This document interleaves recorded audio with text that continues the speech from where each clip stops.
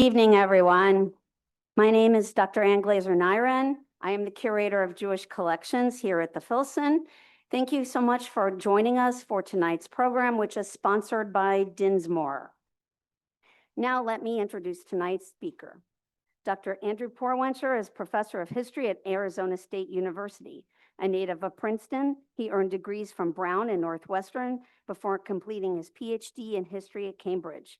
His books include The Jewish World of Alexander Hamilton and The Devil Himself, A Tale of Honor, Insanity, and the Birth of Modern America. He previously served as the May Fellow at Harvard, the Horn Fellow at Oxford, and the Garwood Fellow at Princeton's James Madison Program. In 2023, Porwancher won a national prize for mentorship, the Craig L. Bryans Award from the American Political Science Association. His writing has appeared in the Washington Post and the Wall Street Journal. He spent 12 years on the faculty at the University of Oklahoma before coming to ASU. Please give a warm Filson welcome to Dr. Andrew Porwancher. Thank you so much. Thank you for that warm introduction. I want to thank Dr. Nyren for the invitation and Scott Scarborough as well for all of his help in the weeks leading up to this. And I want to thank all of you for giving me an hour of your evening. And I want to do everything I can to make it worth your while. So let's delve into the story of the American Maccabee, Theodore Roosevelt and the Jews. I wish I had a little Jew in me, Theodore Roosevelt once mused to a friend. Mere wishing would indeed mark the limits of Roosevelt's claim to Jewish ancestry. Not a drop of Israelite blood coursed through his veins. If anything, Roosevelt was the consummate insider of the Protestant elite that dominated American life in his era. His father descended from a New York political dynasty whose eminence in Manhattan dated back to the days of Dutch colonial rule. His mother was a Southern belle of such renown that many believed her to be the inspiration for the character of Scarlett O'Hara in Gone with the Wind. Their son Theodore lived a life consistent with his patrician pedigree. He enrolled at Harvard, he served as a military officer, and he would ultimately seize the grandest prize of all, the Oval Office. This silver spoon statesman, who grew up in New York's fashionable neighborhood of Gramercy Park, had little in common with the Yiddish-speaking immigrants moistening their brows in the sweatshops just a short walk away. His privileged path was even further removed from those Jewish souls still struggling to survive in Eastern Europe. And yet, for all the differences between Roosevelt and embattled Jews on both sides of the Atlantic, their causes became pivotal to his presidency. He would help shape their lives, and they, in turn, his legacy. The story of Theodore Roosevelt and the Jews begins not at the White House, nor in the shtetls of Russia, but rather in the beating heart of American Jewish life, the Lower East Side of Manhattan. Locals simply called it the East Side. One contemporary writer described the Lower East Side as home to, quote, a Jewry that has burst all bounds. 6 days a week, commerce was the lifeblood of the Lower East Side. Every Friday, East Siders would gather at the ironically nicknamed Pig Market on Hester Street, where everything but pork was for sale. Vendors and buyers would haggle loudly over all manner of imaginable goods, from spectacles and suspenders to pants and pickles. 2 short blocks from the Pig Market was Allen Street, home to a notorious red light district. Jewish prostitutes would hang red lamps in their windows to signal their trade. One particularly well-known Jewish prostitute always took leave from work on Yom Kippur. She explained matter-of-factly to a journalist, "I go to shul." On nearby Forsyth Street, Congregation Beth Israel shared a wall with a brothel.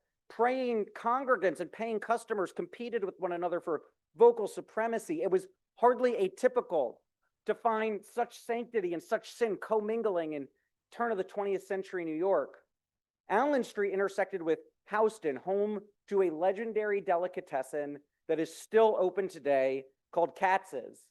Raise your hand if you've ever eaten at Katz's. a few of you. Back then, it was a favorite haunt of the actors in the Yiddish theaters that dotted the neighborhood. Those Yiddish theaters would often stage Shakespearean classics, but with a Jewish twist. Lower East Side audiences were probably unaware that the original version of Hamlet did not have a subplot where the titular character trains to become a rabbi. Roaring above Allen Street was the elevated train. The pandemonium that prevailed in the train cars was every bit as frenetic as life below. One Midwesterner visiting New York remarked after getting off a train, quote, "A moment's inattention, a second's respite from the dangling leather which hangs from the roof, and you were shot into somebody's back, bosom, or belly." The elevated train afforded its passengers a view into the dark heart of the Lower East Side, the tenements. These 5 to 8 story brick buildings with their signature fire escape zigzagging across the front facade were crammed with impoverished Jewish families. They often doubled as sweatshops. These buildings seemed to embody the muted despair of their inhabitants. In the words of the Danish-American reformer, Jacob Riis, quote, "The thousands of lighted windows in the tenements glow like dull red eyes." But life was not all bleak on the Lower East Side. Thanks to free public schooling and a Jewish premium on education, Jewish families enjoyed a remarkable degree of upward mobility, with the children of immigrants often finding a measure of success that their parents had rarely imagined for themselves. Newcomers to the Lower East Side found that the religious strictures of the shtetl had given way to that most quintessential of American values, choice. Jews were free to engage their heritage on their own terms, if at all. Some Jews threw their lot in with the socialists with their skepticism of religion. Others fell in with the anarchists who flouted the Day of Atonement by hosting dances. But for the vast majority of East Side Jews, choice would mean choosing to sustain their ancient faith. Here, then, was America's largest Jewish neighborhood. Old world traditions and new world temptations, grinding poverty and novel opportunity, communal belonging and individual freedom, Yiddish and English, piety and vice, all crammed into a couple square miles of teeming humanity. If slum life on the East Side was rife with hazard, it was also rich with hope. There were no edicts precluding a Jew from joining a given profession, no quota limiting the number of Jewish students that could enroll in a school, no pogrom to ransack Jewish businesses or spill Jewish blood. Rather than being relegated to second-class citizenship, an impoverished Jew on the East Side could cast a ballot that tallied just the same as the wealthiest Gentiles. But the Lower East Side wasn't just the starting place for so many Jews grasping at the American dream. Amid that neighborhood swarming streets, in the summer of 1895, a young police commissioner began chasing a dream of his own. His name was Theodore Roosevelt.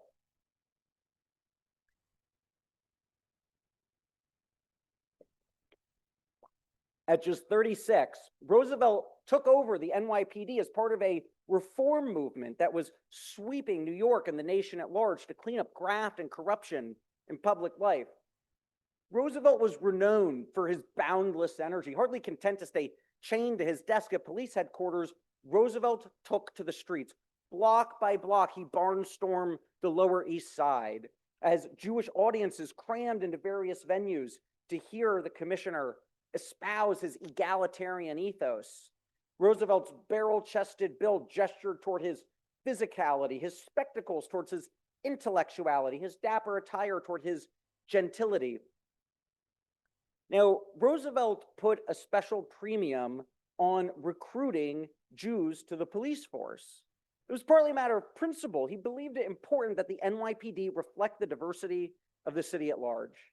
It was also a matter of practicality. Roosevelt needed Yiddish-speaking officers who understood East Side residents, both literally and culturally. For newcomers to the Lower East Side, the sight of a fellow Jew sporting a policeman's uniform was a stirring symbol of American possibility. Back in the old country, police had often enforced discriminatory laws and stood idly by as mobs beat Jewish victims.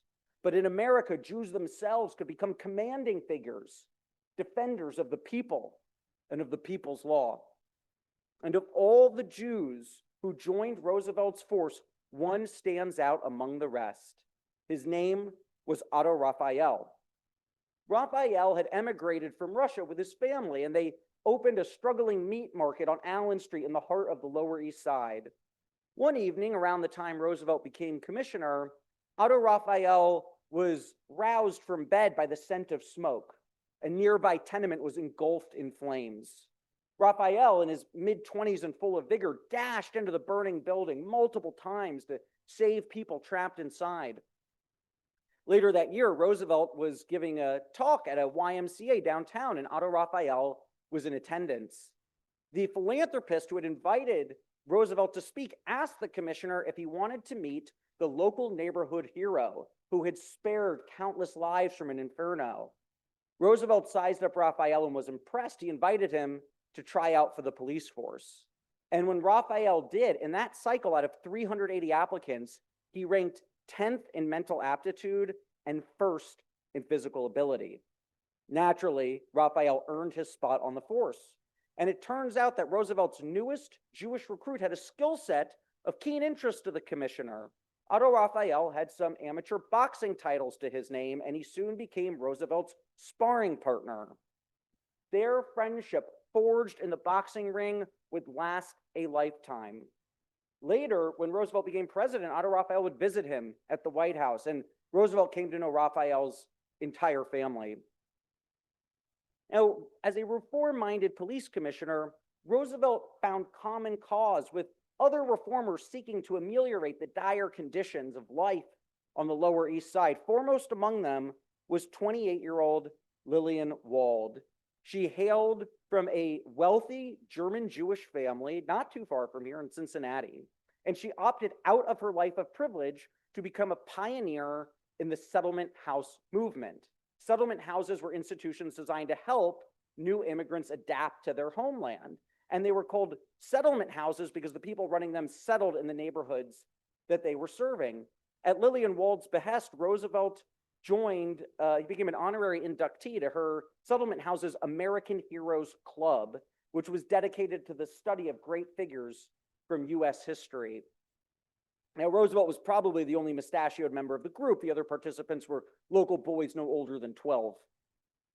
Roosevelt's foray into the Lower East Side gave him his first sustained exposure to what were called downtown Jews, as opposed to the uptown Jews with whom he had previously fraternized. Uptown Jews luxuriated in expensive brownstones on fashionable streets. Downtown Jews crammed into East Side slums. Uptown Jews tended to hail from Central Europe, often Germany. Downtown Jews typically came from Eastern Europe, usually Russia.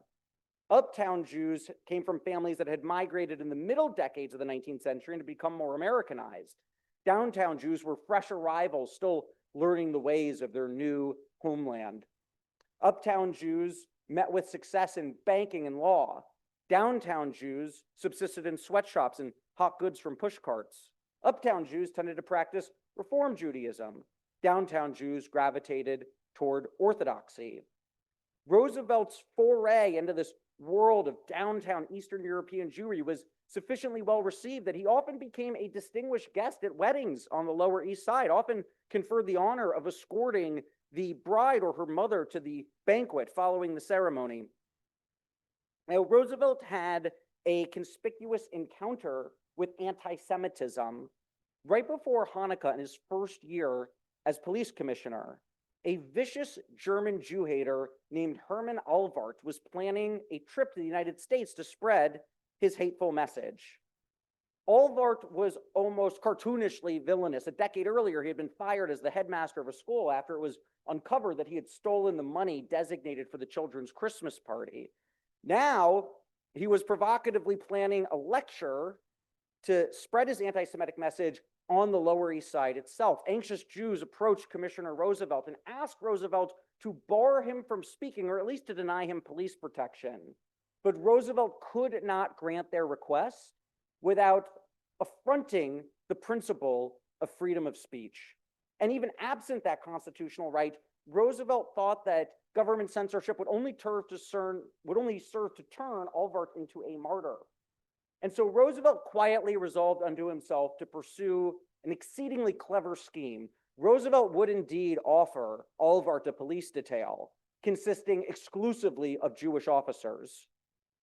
Roosevelt told one of his deputies to round up a few dozen Jewish policemen for his inspection. It was important to Roosevelt that these policemen look unmistakably Jewish. As Roosevelt told his deputy, and I quote, "Don't bother yourself to hunt up their religious antecedents. Take only those who have the most pronounced Hebrew physiognomy. The stronger their ancestral marking, the better." These Jews were brought to Roosevelt for his inspection, and he then announced in a speech why he had gathered them there. He said, quote, "Now I have brought you men here to give you the most important opportunity of your career, the protection of an enemy and the defense of free speech in the chief city of the United States. You all know who and what Dr. Olvert is. It should be your pride to see that he is protected. That will be the finest way of showing your appreciation of the liberty you yourselves enjoy under the American flag." After Roosevelt's 2-year stint on the police force, he found himself in charge of the cavalry regiment that would become nicknamed the Rough Riders, which was being organized to fight in the Spanish-American War in Cuba. Roosevelt's first order of business was to select from some 23,000 applicants the 1,000 men who would join him on Cuban shores. As with the police force, Roosevelt took great pride in assembling a heterogeneous group. He picked everybody from Cherokee citizens and polo players to Western cowboys and Princeton alums, and yes, Jews as well. During training, the men gave each other ironic nicknames. Roosevelt would later recall that, quote, "A young Jew who developed into one of the best fighters in the regiment accepted with entire equanimity the name of Porkchop." In late June 1898, the Rough Riders landed in Cuba. They were immediately beset with hazards: scorching sun, torrential downpours, swarms of mosquito, difficult terrain, muddy marches. Naturally, Roosevelt endured these fraught conditions in a custom uniform he had ordered for himself from Brooks Brothers. The Rough Riders' ultimate goal was the capture of the key city of Santiago. But to get to Santiago, they would first have to fight their way through the San Juan Heights, a series of hills manned by Spanish infantry. On July 1st, the Americans began their offensive. Roosevelt was fearless in the face of death. One of his men remarked, quote, "He's always on ahead, waving a sword in one hand and a big revolver in the other, and yelling all the while like an attic full of cats let loose."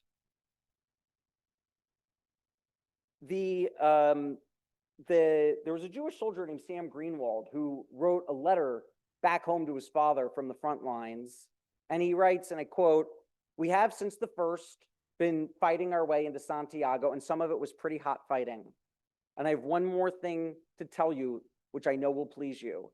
I've been made a lieutenant, and the beauty of it, I won it on the field." It turns out that it had been Roosevelt himself who personally recommended Greenwald for the promotion on account of conspicuous bravery.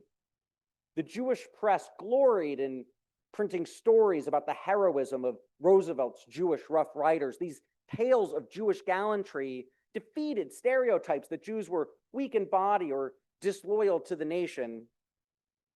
Theodore Roosevelt was a collector of stories, and his haul from these years had been particularly abundant when it came to Jewry. There was the story of Otto Raphael, the Jewish immigrant who braved a burning building and earned not just a police badge, but Roosevelt's friendship. There was the tale of Hermann Olvert, the German hate monger whom Roosevelt cleverly guarded with Jewish policemen. There was the legendary Sam Greenwald, who braved Spanish bullets alongside his colonel. These were stories that mattered to Roosevelt and to Jewry alike, because they advanced an aspirational vision of American life in which Jew and Gentile would stand as equals. In this respect, Roosevelt cut a different figure from some members of the Protestant elite who were brazen in their anti-Semitism. To be sure, many members of the Protestant elite warmly accepted Jews, but many others did not. Some of the old money crowd was threatened by the new money set born of industrial capitalism. Uptown Jews who had successfully ridden the wave of a modern economy seemed to exemplify this threat. Now, Henry Adams was a contemporary scholar who personified elite paranoia about an imminent Jewish takeover. Of course, these were wildly overblown fears. The silk stocking Anglo-Saxons still enjoyed outsized control of American society. Now, despite the fact that Henry Adams descended from the Adams presidential dynasty, despite his immensely privileged life, he was deeply unnerved by the ascent of Jews in America. Adams wrote to a British politician, quote, "We are in the hands of the Jews. They can do what they please with our values." He similarly told a senator's wife, quote, "In a world of Jews and brokers, a society made up of maniacs wild for gold, I have no place." And in his autobiography, Henry Adams shuddered at the, quote, "Polish Jew fresh from Warsaw or Krakow, a furtive Jacob or Isaac, still reeking of the ghetto, snarling a weird Yiddish to the officers of the customs." Now, not everybody in elite circles took Henry Adams's paranoid anti-Semitism terribly seriously. John Hay was a high-ranking diplomat and later Roosevelt's Secretary of State, and he often mocked Adams's paranoid anti-Semitism in letters to others. Adams wrote in a letter to a fellow diplomat that in Adams's warped view, quote, "The Jews are all the press, all the cabinets, all the gods, and all the weather. I was amazed to see so sensible a man, so wild."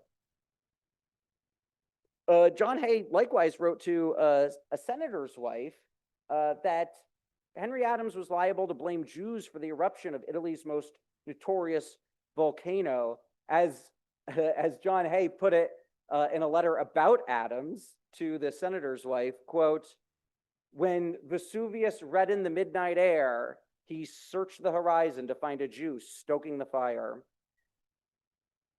Thanks to the likes of Henry Adams, Jews often found themselves blackballed from elite institutions, social clubs, summer resorts, private schools. Now, Roosevelt befriended Henry Adams and his ilk, but Roosevelt was not himself complicit in excluding Jews. In fact, when Roosevelt had been in his early 20s and first dipping his toe into New York political waters, he threatened to terminate his membership in a Republican club when other members wanted to exclude a Jewish applicant on purely religious grounds. Soon enough, the question of Jewish belonging in America would become eclipsed by the question of Jewish survival abroad as Roosevelt ascended to the White House. What Roosevelt did not yet know when he assumed the mantle of presidential power at the record age of 42 was that the momentous years now facing him would coincide with the greatest crisis for global Jewry of his lifetime. The Jewish people would pray that this youthful new president, this teller of Jewish tales, might prevent the next chapter in the Jewish story from being written in blood.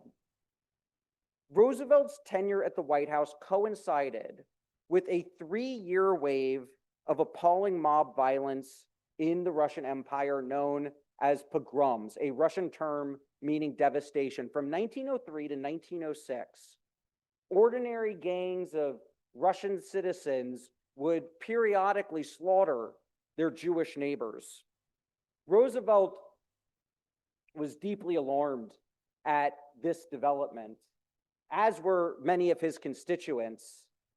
The survivors of pogroms often lacked the means to flee the corpse-strewn rubble of their communities, where they lived under the omnipresent threat of the next massacre.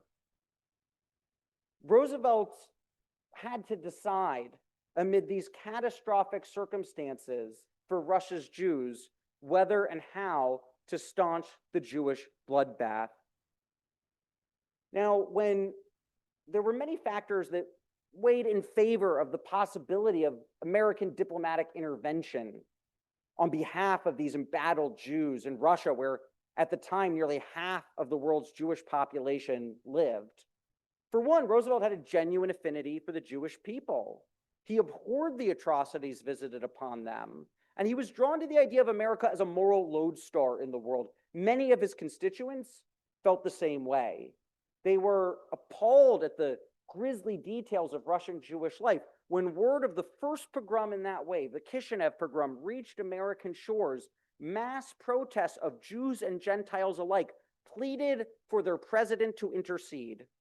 They imagined that if Roosevelt forcefully spoke out on the world stage, it would shame Russia into reversing its repression, and it would affirm America's high-minded ideals. But any American remonstrance of Russia would come with significant risks that Roosevelt had to consider. There was a strong diplomatic norm at the time of non-interference, wherein one country ought not even comment on internal affairs of another country, even on humanitarian grounds.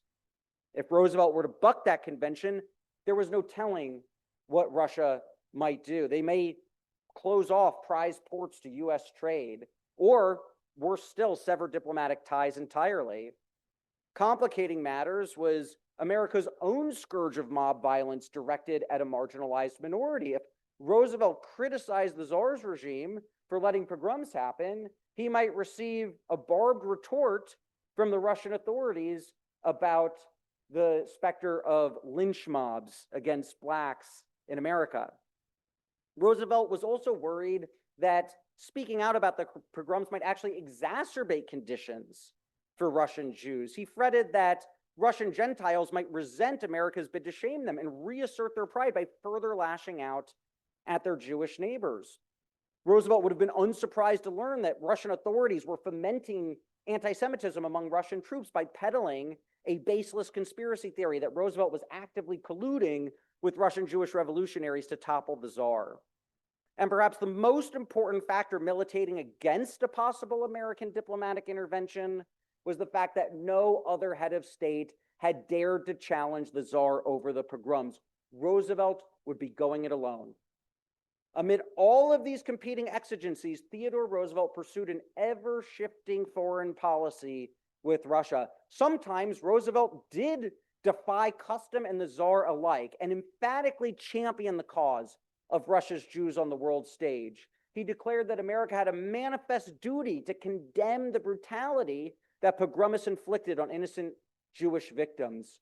Roosevelt's Jewish compatriots at home celebrated their president for his impassioned rhetorical defense of their co-religionists abroad. Roosevelt's approach here might suggest a reappraisal of his famous maxim, speak softly and carry a big stick, by which he meant backstopping diplomacy with armed force. That aphorism does fairly describe his approach in Latin American affairs. But given Roosevelt's willingness to challenge Russia, absent any military threat, we see a striking illustration of just the reverse. Roosevelt spoke loudly with no stick at all. At other times, however, during this 3-year pogrom wave, Roosevelt deemed it prudent to abstain from entreaties to the Russian government, especially in 1905, as Russian society began to spiral into a violent abyss at large. Roosevelt did have real sympathy for Jewish victims, but he harbored doubts about America's ability to police the world. His calculated restraint at those moments deeply frustrated his Jewish friends and allies at home who wanted to see their president forcefully advance humanitarian values for Jews on the world stage. Roosevelt's restraint here should also counsel a reappraisal of the accusations of cowboy diplomacy that were often leveled at Roosevelt in his day and in the generations thereafter. Roosevelt was accused of employing a Wild West approach to diplomacy at large, violently thrashing about the world stage, I should say. Now, It's true that Roosevelt did oversee an aggressive expansion of American influence in the Western Hemisphere, but the declassified records from Roosevelt's Jewish diplomacy with Roosevelt that I uncovered in my course of research for my book reveal not so much cowboy bravado as careful calibration. The challenge of pogroms raised a question not just of foreign policy for Roosevelt, but also of immigration policy, as Jewish survivors of pogroms packed American ports in unprecedented numbers. From the colonial era until the very eve of Roosevelt's presidency, America had amassed a Jewish population of 1 million. It took only the 2 terms of Roosevelt's presidency to nearly double that number. This unprecedented influx of Jewish refugees raised difficult questions for the nation, both practical and moral. Indigent Jews who were coming into American cities were overwhelming already congested urban slums and saturating the labor market. Whether to receive these desperate souls in unlimited numbers was a vexing question. As with his Jewish diplomacy, immigration led to not one, but really 2 Theodore Roosevelts, one who inspired his Jewish constituents and another who disappointed them. The Roosevelts who earned their affection spoke movingly of American Jewish immigrant contributions to our national life. His administration celebrated the idea of America as an asylum for the world's downtrodden. Roosevelt was deeply aware that turning back a Jewish arrival might mean consigning them to a grim fate in their land of origin. And so he chastised one of his leading immigration commissioners over that commissioner's questionable treatment of Jewish arrivals.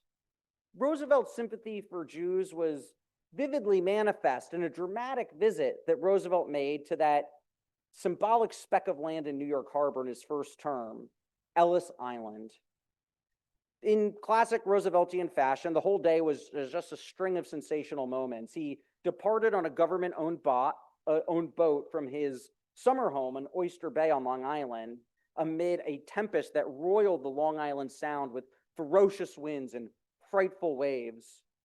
Now, back on Ellis Island, officials were skeptical that Roosevelt would have hazarded the trip under such cyclonic conditions, but improbably at 2 o'clock that afternoon, Roosevelt's boat came into view.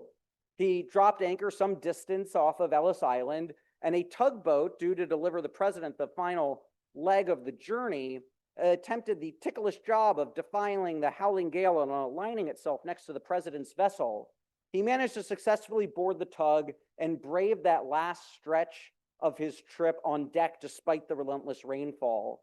Once he was safely docked at the wharf, a thoroughly soaked president raced across a wobbly wooden plank and onto that iconic island where each day thousands of aspiring Americans first set foot. Roosevelt's first order of business was to announce to the press gaggle that was waiting for him that he was creating a new investigatory committee with Jewish representation to uncover discrimination on Ellis Island. Roosevelt's trip, which stretched nearly 5 hours, involved various gestures of courtesy to the newcomers waiting to be processed. He shook hands and exchanged words with fresh arrivals. And in one remarkable instance, Roosevelt took it upon himself to personally adjudicate a detention case. He summarily decided to free a woman who had pleaded with the president to release her. Even more important as a gesture to Jewish immigrants came in Roosevelt's second term, when he audaciously put a foreign-born Jew in charge of America's immigration policy. This was truly a bold move in an era when many old stock Americans were enthralled to a kind of anti-Semitic xenophobia. This Jew's name was Oscar Strauss, and he was very different from Roosevelt in many respects. Roosevelt epitomized charisma. Strauss was mild-mannered. Roosevelt could enthrall a crowd. Strauss was best suited to backroom diplomacy. But Strauss had a brilliant mind, an inexhaustible work ethic, and a sense of personal integrity that Roosevelt deeply admired. By placing Strauss in charge of the oversight of American immigration law as well as commerce, Theodore Roosevelt made history he elevated Strauss to the presidential cabinet, the first time a Jew had ever sat in the cabinet. Back in the 1860s, Oscar Strauss had been denied membership in a campus literary society when he had been an undergrad at Columbia because of his Jewish identity. Now he was conferred membership in the cabinet of an American president. I know it might be hard to imagine a moment when Columbia is in the news for having issues with anti-Semitism, but try as you might. So you'll indulge me that because they rejected me when I applied for college. Now,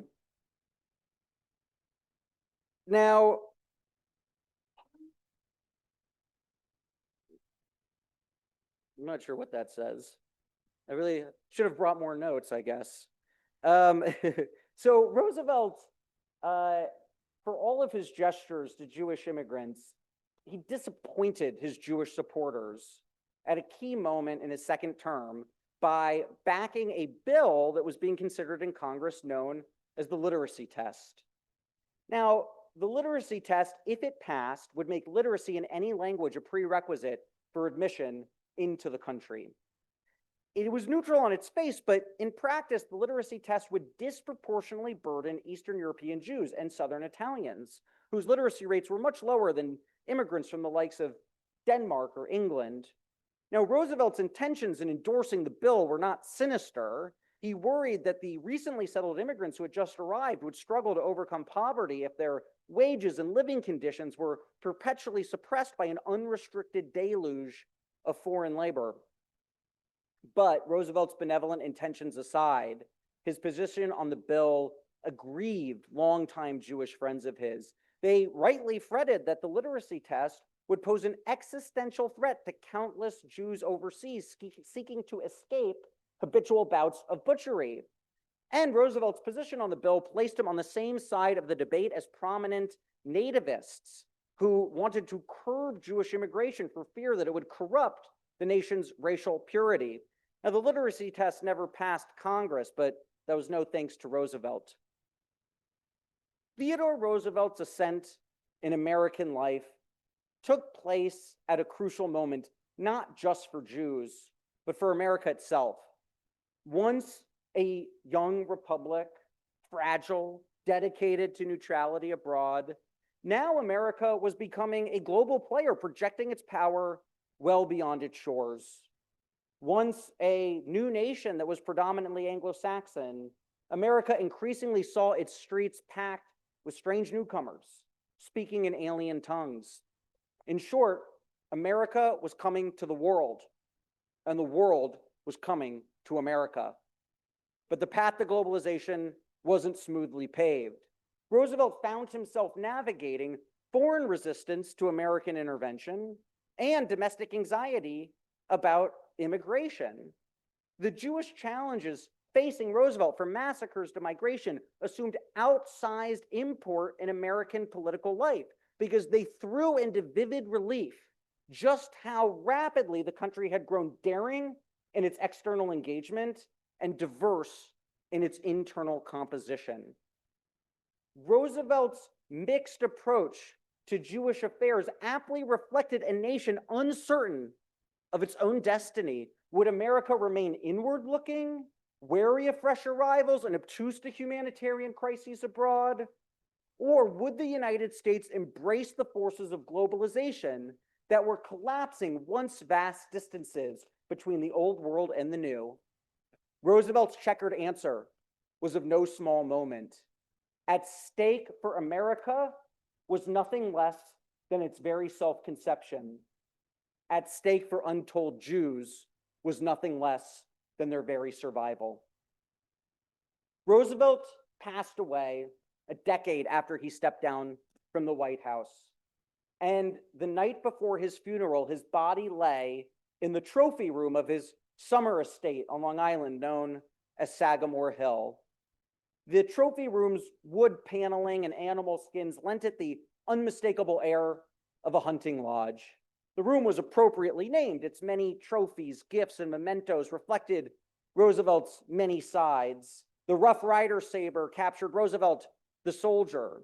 The samurai sword, a gift from the Japanese emperor, reflected Roosevelt, the diplomat. The golden eagle mounted between the windows signified Roosevelt, the patriot. A tradition common to Judaism and Christianity alike calls on the living to keep watch over the dead before burial. And on that last evening in Sagamore Hill, only one person was permitted to keep vigil over the body. That honor didn't fall to any of the famous personages that had populated Roosevelt's life, nor to the best man at his wedding, nor even to his eldest child. In those small hours, as the world slept, Roosevelt's sole companion was a Jewish immigrant. It was his old boxing partner from the police force, Otto Raphael. The two men were distinct by many measures. The one, a strictly kosher Russian Jew raised in the East Side slums. The other, a silver spoon cowboy with Dutch blood and a Harvard diploma. But Roosevelt treated Raphael as an equal. It could not have been lost on Otto Raphael that back in the Tsar's dominions, he could have been savagely slaughtered. But in the United States, he could keep company with an American president. Theodore Roosevelt was an imperfect leader of an imperfect nation, yet he fervently believed, when many others did not, that the likes of Otto Raphael made America a better place. On that last evening at Sagamore Hill, in a trophy room adorned with the tokens of feats and fame, there could be no finer symbol of the very best in Theodore Roosevelt than this final farewell between two faithful friends. Thank you.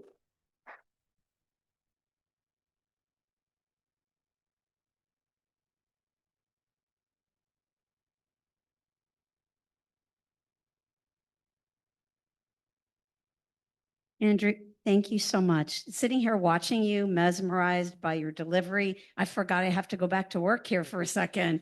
So thank you for that. Who here has questions? You've stunned them into silence. Okay, so I'm going to start off with one, something that's been sort of in my head since I started reading your book and since we started having conversations. What is it about this man that made you decide to write this book? Yeah, well, thank you very much for your generous comments and for your generous question. Well, as Dr. Nyron mentioned, I had earlier written a book called The Jewish World of Alexander Hamilton. I think there's a few copies over there. And, you know, I was really struck because I knew that Roosevelt was a big fan of Hamilton's. And, you know, in the wake of the musical, everyone's sort of a fan of Hamilton's these days. But that's really an oddity in American history. Hamilton had long been the punching bag among the American founders. He had really been the least popular of the founders before Lin-Manuel Miranda took his stab at him. And so it's pretty striking that Roosevelt would find so much about Hamilton that he liked. And Hamilton was such a Philo-Semite that it made me wonder, well, you know, what were Roosevelt's views about the Jewish people? And I was talking to a very well-known professor of American Jewish history at Brandeis named Jonathan Sarna. Maybe some of you know his work. And he said, you know, Roosevelt, that's the president that there really needs to be a book about his relationship with Jews, and there isn't any. And so, you know, once he told me I was onto something, I started running at full speed. And what I found was, you know, the story I've shared tonight, a story as inspiring, but also as complicated and by turns frustrating and invigorating as the story of Roosevelt at large and as the story of America in his era and perhaps in our own as well. So it's really been a privilege to be able to be the first person to write a book about Roosevelt's relationship with the Jewish community. And I'm so grateful for the opportunity to share it with you tonight. And we are richer from having heard your beautiful words. Who has a question?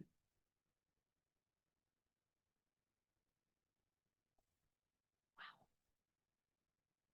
There's no questions in the chat either. Okay. I'm watching.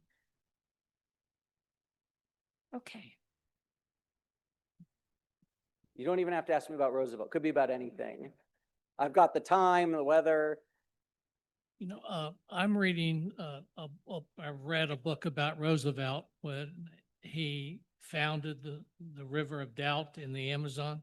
Yeah, And I'm sure you're quite familiar with that. Candace Millard. Yeah, Yeah. the amount of courage that he showed in that trip and almost died.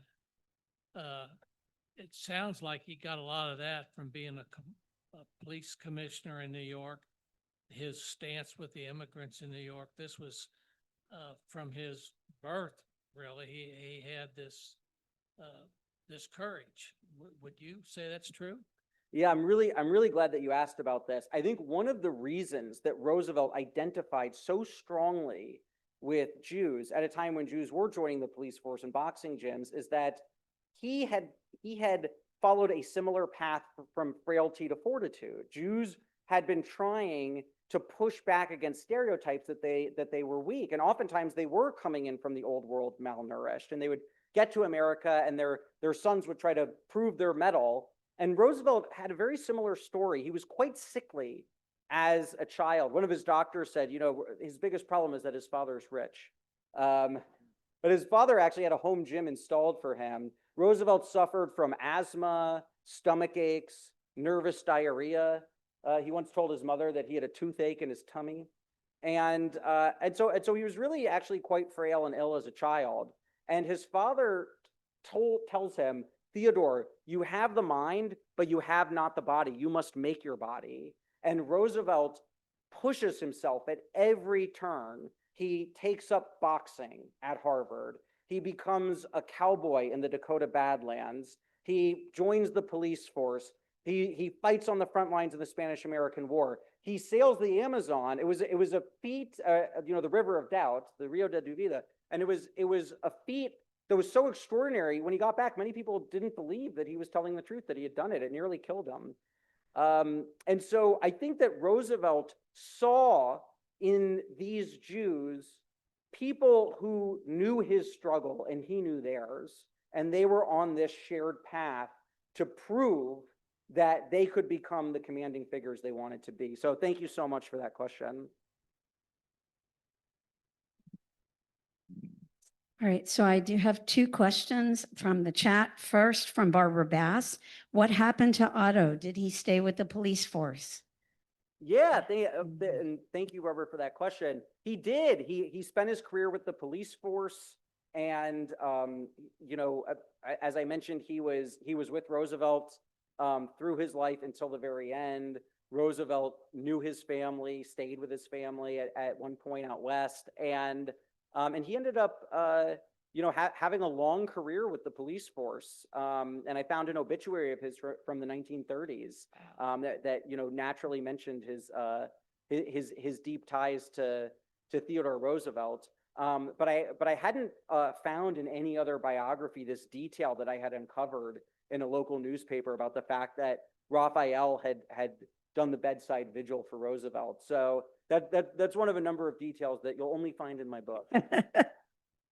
Also, Lewis Rowe wants to know, how would Roosevelt feel about our modern reaction to immigrants, detention, and expulsion? Yeah, it's a really good question. As I mentioned, Roosevelt, there were two Roosevelts with immigration, right? And, one of the challenges with Roosevelt is that sometimes he would contradict himself even in the course of a single paragraph. And part of my job as a student of the past is not to paper over Roosevelt's contradictions, but it is to try to reckon with Roosevelt in all of his complexity. And so there was a piece of Roosevelt that at times showed xenophobic strains. That was, more true in the 1890s, where he talked about that it was a good idea to shut out the Chinese with the Chinese Exclusion Act. But then there are other times, particularly later in his career, where he becomes much more sympathetic to immigrants. And so there's really not one Roosevelt, there's many Roosevelts. And Roosevelt, as many of us do, changes and evolves over the course of his life. And so I think that there are versions of Roosevelt who would fervently oppose the current immigration regime, and there are versions of him that would be less critical of it. So that's a great question as well. Thank you. Other questions? Yes.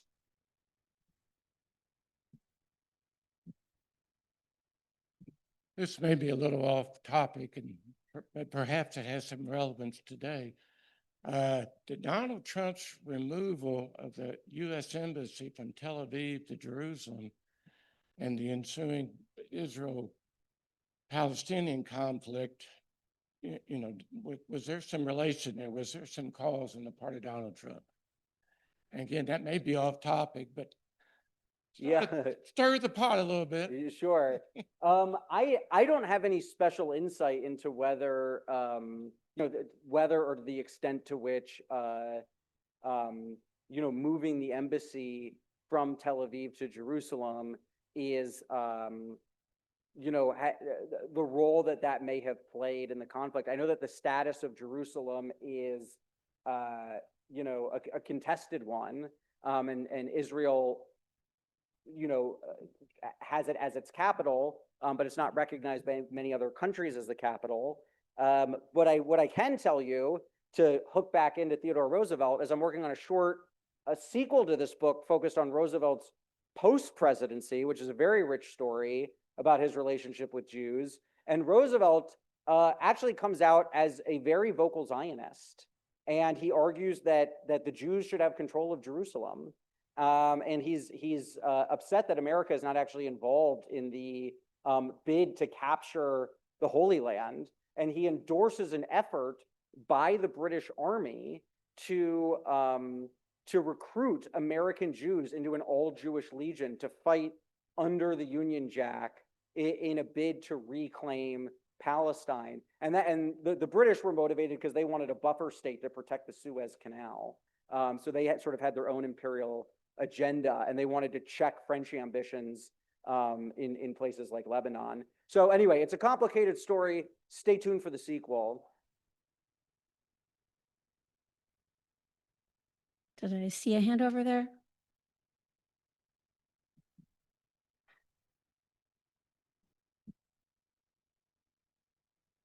In the Middle Ages, the king and queen of Spain, Isabella and Ferdinand, roughly around 1500, when they expelled the Sephardim from Spain and Portugal, many of those people went to the country of what became Holland and the Netherlands. Around 1900, did the Dutch country welcome the Eastern European Jews like they did 400 years ago? Yeah, that's a really good question. I have to confess ignorance on this because I've not made a special study of early 20th century Dutch history. But I actually have a little bit more exposure to Dutch history from the, what we call the early modern period, which is the 1800s, the time period around when the time period around my Hamilton book. They were the Republic of Letters. They admitted Jews at a time when many others would not. It was actually a Dutch rabbi who convinced the English to let Jews back in. Jews were always in London; they just gone underground. So there is a long history of Dutch tolerance, but I haven't followed the Dutch story up to 1900. But I'm sure there are books on this topic that could give you a better answer than I could. So forgive me. Any more questions? All right, well then let's once again thank Dr. Porwancher for an amazing program. So much.